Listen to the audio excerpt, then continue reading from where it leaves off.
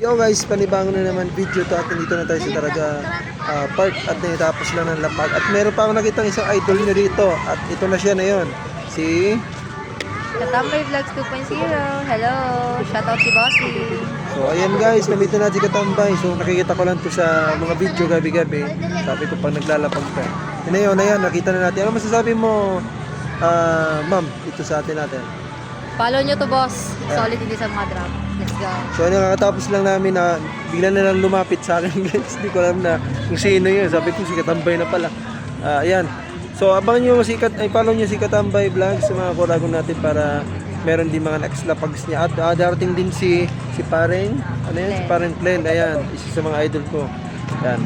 Nakita ko yun lagi sa mga live. So ayan, masasabi mo, kailan tayo maglalapang? Abang-abang na lang kay mga boss. Abang-abang na lang yan. So ayan, sunod-sunod yung drop. Kaya next video is ako